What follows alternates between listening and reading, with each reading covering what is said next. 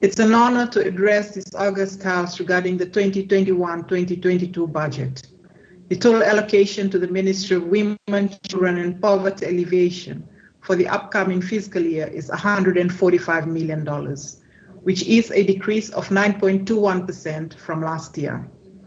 I must ensure to explain in my statement today how my ministry will work within the allocated budget, ensuring that service to the most vulnerable continues efficiently. But before I do that, I wish to thank each and every frontline worker who is at battle since the second wave of COVID in Fiji for every Fijian. The service and sacrifices of these frontline workers are invaluable, and so is the support of their families. I also wish to extend my sincere condolences to the families that have lost loved ones to the coronavirus. Honorable Speaker, we know that the death toll due to COVID-19 is increasing with the spread of the disease over the past 3 months. What we also know is that a good majority of those who passed away were unvaccinated. Therefore, I take this opportunity to ask our fellow Fijians to get vaccinated as soon as possible.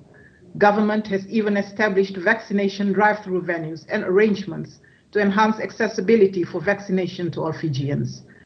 It is up to Fijians to get vaccinated not only for ourselves, but also for our loved ones and for the sustainability of our future as a nation. The virus is not only claiming lives, but it's increasing human suffering and upending people's lives for the long run. Governments across the world are facing a double challenge. They have to contain the health pandemic while responding to its economic and social effects. Fiji is no different.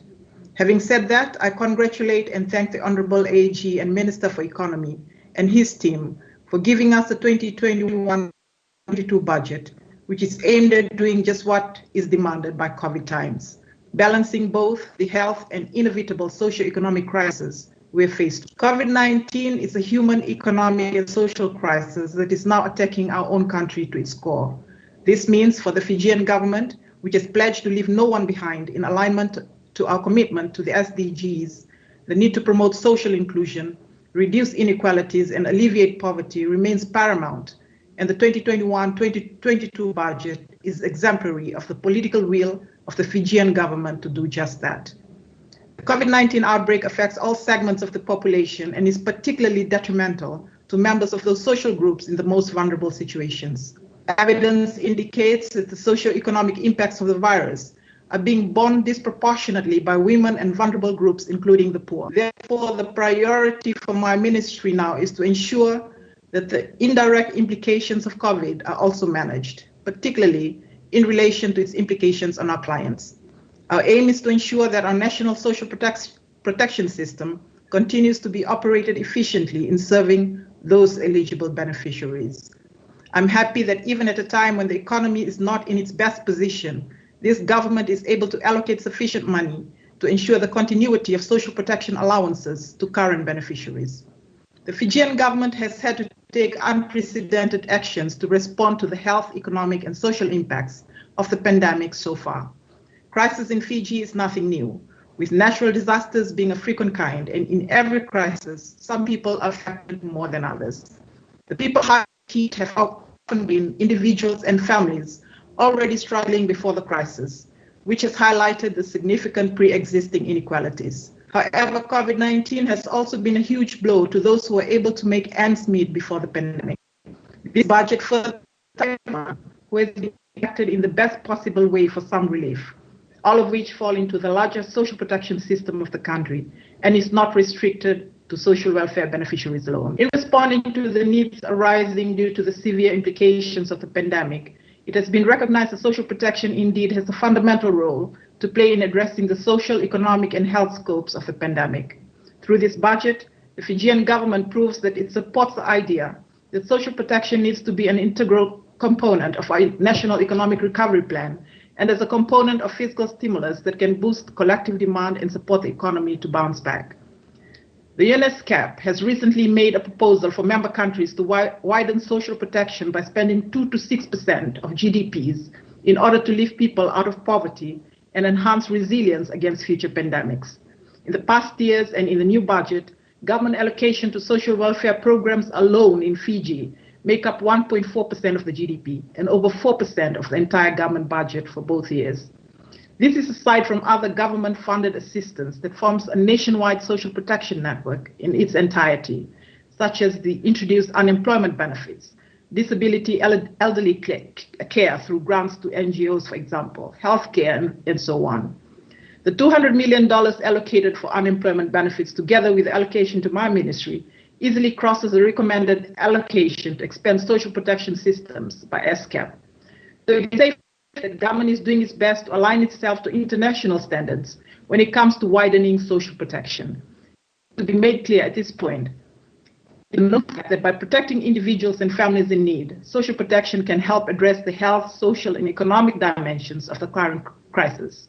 The actions of governments across the world regarding social protection have so far been unprecedented, and temporary social protection measures are being rolled out to accommodate the needs of those who do not typically fall into the social protection policies of governments. We have done the same, and so far, temporary social protection measures have played a prominent role in catering to the people in immediate need of such assistance. The partnership between the Fiji National Provident Fund, the Fijian government to roll out relief packages to assist its members, different types of cash top-ups to those who did not fall into the above category, living within containment zones, and partnerships with bilateral and multilateral partners to provide top-up assistance to certain groups of welfare recipients are temporary social protection measures that the Fijian government adopted. And I'm grateful that the Fijian government has done this strategically enough in the past fiscal year to be able to continue with such initiatives based on the demand of the situation in this fiscal year. In fact, it is because of the strategic and careful management of funds that in the new fiscal year, government has the ability to introduce more assistance initiatives. Imagine doing that in a time when the national economy is suffering its biggest blow. It takes more than talk to do that. Speaking of new assistance programs, I must particularly commend the Honorable Attorney General for announcing government-paid stall fees for market vendors and free sanitary pads for female students. As a nation keen to achieve gender equality aligned to its international obligations and national policy commitments, these two programs are especially welcomed. A COVID-19 response gender working group formed by the ministry undertook a rapid gender analysis with multiple development stakeholders that included the UN Women Fiji Multi-Country Office.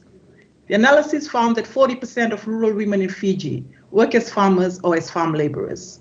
The working group's report, Gendered Impacts of COVID-19 on Women in Fiji, noted that most rural women farmers are between 40 and 65 years, and that women earn 25% less than their male counterparts. The report also noted that for 77% of those in retail, vending in markets was their sole source of income, and the savings that they will make from not having to pay store fees for the whole year will indeed be of great help to them.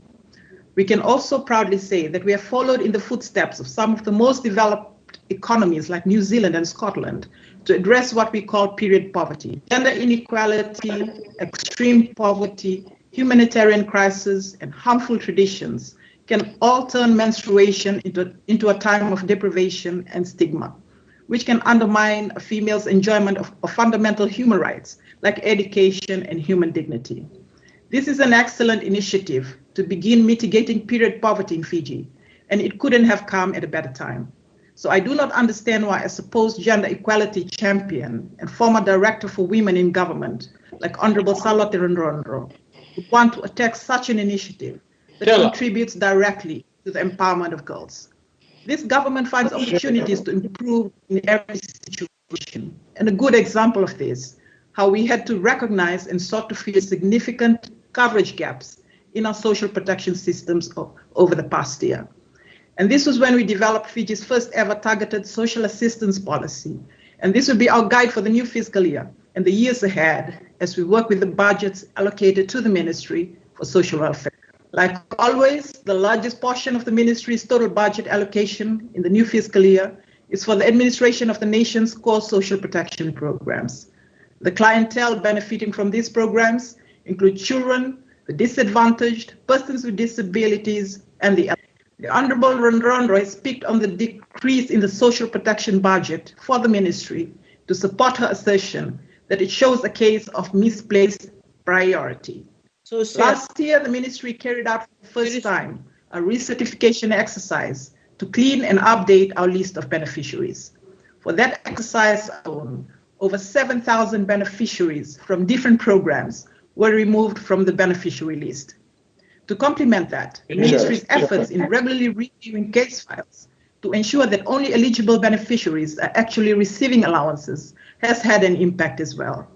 I assure social welfare beneficiaries that their entitlements will not be affected in this new budget. The Honorable Rondron can rest assured that the decrease in the Ministry's budget is going towards other government programs that have the same aim of leaving no one behind during these trying times. The Poverty Benefit Scheme that currently assists over 25,000 households has been allocated $36 million for the new fiscal year. The Can Protection Allowance, currently assisting over 8,000 households, has been allocated $11.3 million. Allowances per household will depend largely on the number of dependents and case-by-case payments, with the $50 food voucher remaining the same and complementary to the cash allowances. The budget allocation to the social pension scheme in the new fiscal year is $55.3 million. And those who qualify for these are older persons who have never in their lives received any superannuation in any form.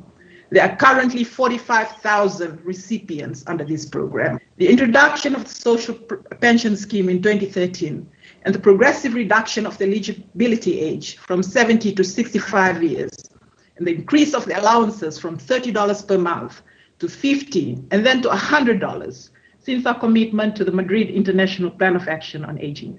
This commitment is again reflected in the increased budget for the National Council of Older Persons and the funding support given to the 3 state-owned homes for the elderly, and also towards its much-needed upgrade, which is currently underway. More than 52,000 senior citizens and people living with disabilities will also continue to benefit from government's bus fare subsidy. And we acknowledge the receipt of $5 million towards the administration of this cost. The expanded food voucher for rural pregnant mothers will be maintained in this budget with an allocation of $1.02 million. We also continue to administer the disability allowance with an allocated budget of $10.78, which is an increase of $1.43 million from the current fiscal year. This program currently supports over 8,000 Fijians, again indicating government's commitment in ensuring that the rights of every individual, including persons with disabilities, is protected. With such a complex social protection net covering over 80,000 Fijians across our 110 inhabited islands, it is critical that the platform and the rules and procedures around deployment of the program is resilient and adaptable to the needs of our clients at any given time. Keeping this in mind, we're happy to have received an allocation of $10,000 for the review of the social protection program systems and processes. We're aiming to address any possible gaps in the administration of these programs to ensure accurate and timely payments, avoidance of overpayments and double dipping, improvement of SOPs, and facilitation of timely reviews, termination and graduation of allowances. We will also be working on the upgrade of the social welfare management information system during this time. This sum will be complemented by the generous grant of the Australian government towards the same cause. Ministry has continued to fully operate the 2 toll-free helplines, the Child Helpline 1325, administered by Medical Services Pacific, and the Domestic Violence Helpline 1560, administered by the Fiji Women's Crisis Center during the COVID lockdown periods. We're grateful that both clients have been allocated their own budget respectively to continue operations. These helplines have become even more critical during the COVID pandemic, given the hike in the rate of violence against women and children. With increased incidence of women and children staying at home during this time, it is critical that such accessible avenues for advice and assistance is available. To this end, I would also like to acknowledge our private, non-government, and international development partners for providing as much support as possible in a more targeted and effective manner to address the immediate needs of those Fijians who fall under the overarching mandate of the ministry. The ministry's role through the Department of Social Welfare is not limited to government social welfare schemes and child protection programs. It also entails the rehabilitation of juveniles in conflict with the law. The budget allocation for the running of the institution will enable the ministry to focus in providing rehabilitation programs that will empower these juveniles and prepare them to be productive members in society. The ministry is satisfied with the allocations we have got towards the Gender Equality and Empowerment Program based with the Department of Women for the new fiscal year. 2020-2021 budgets reflects the continued effort of the Fijian government to accelerate Fiji's commitments to progress towards Sustainable Development Goal 5, promoting gender equality and women's empowerment. Working towards gender equality and empowerment of women needs a collaborative effort, and the government intends to strengthen the efforts in a coordinated manner, working with its stakeholders drawn from government, non-government, donor partners, corporate organizations, and UN agencies. The 2021-2022 budget reaffirms this government's commitment to the empowerment of women with the allocation of $150,000 for Department of Women to implement its core programs under the Women's Plan of Action. A reduction from the last fiscal year, but the reduction is based on the low utilization rate, which is mainly due to the postponement of programs because of TC ANA and the pandemic. For the next 4 years, the key thematic areas that the National Women's Machinery will be focusing on: ending violence against all women and girls, prompting women's economic empowerment, improving protection from change and disasters for all women and girls. These priorities are complemented with 4 cross-cutting areas, including gender transformative institutional capacity development, women and girls leadership, sexual reproductive health and rights, and gender statistics. Major initiatives have secured donor funds for design, development, and implementation, and the Women's Plan of Action will support this mainly for the participation of the National Women's Machinery and coordination and advocacy role of the department. The ministry is committed to ensuring that our women are treated as equals in all aspects of our socio-economic development and are able to participate fully and equally in all aspects of our national life. The voices of our women must be heard, and they must be visible at all areas of development. To leave no one behind is to provide a space where women's voices are heard, where their issues are considered, and their contribution is acknowledged. That is the principle on which the government has allocated budget towards the development of women. Therefore, reduced allocations to gender programs within my ministry does not mean there's a lack of political will. It is a means to place emphasis on gender-responsive budgeting across the government. On that note, I congratulate the Honorable Minister for Agriculture and his team for a very comprehensive agriculture census that has very astutely put women in agriculture on the map by having a specific chapter on gender and by having sex disaggregated data on every agricultural activity that was surveyed. I have no doubt that the Ministry of Agriculture will, in the years ahead, fully utilize the data they have collected to improve the position of women in agriculture in Fiji through targeted and impactful initiatives. I'd also like to congratulate the Minister of Economy and his Gender Enlightened team on what I know to be a pretty laying foundation for gender responsive budgeting across the government in years to come. Continuation of initiatives like the institutional capacity development will indeed aid the success of gender responsive budgeting across government. Honorable Speaker, to conclude, the momentum created by the response to the pandemic and may enable progress on these issues in the near future, and it is change that will go far and beyond the COVID crisis, and the new budget will support that. Due to the unique characteristics of the pandemic, social protection has also broken new ground, particularly in relation to service delivery and innovations, especially in the area of social protection, are going to have long-term effects on the sector. Overall, despite the economic downfall, this budget considers the needs of all actors of the Fijian society. And for this very reason, I support the proposed 2021-2022 budget. I say thank you.